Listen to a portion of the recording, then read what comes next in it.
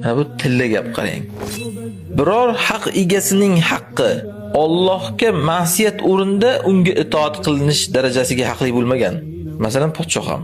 Podshoh amri vojib deydi. Ha, podshoh Allohga itoat qilganda vojib amri. Allohga ma'siyat bo'lgan o'rinda ham u itoatga haqli emas u. Yoki ota-onalar keladi. Birinchi o'rinda ota-onangni rozi qilishing kerak. Meni norozi qilsang deydi, o'qiyotgan namozing ham bir pul. Meni norozi qilsang, kiyayotgan hijobing ham bir pul. Nima qilay desa, xo'p, yech o'sha hijobingni. Yig'ishtir namozingni. Ol o'sha soqolingni. Ha, haqqingiz bor, ota-onasiz to'g'ri, lekin Allohga osiy o'rinda emas. Siz Alloh bilan tengmisiz yoki raqibmisiz Allohga? U buyuradi, siz qaytarasiz.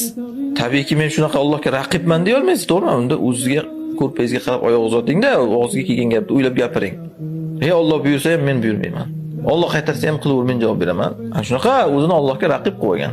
Kim bo'lishidan qat'iy nazar, hech qaysi haq egasining haqqi Allohga ma'siyat o'rinda unga itoat qilinish darajasiga yetmaydi.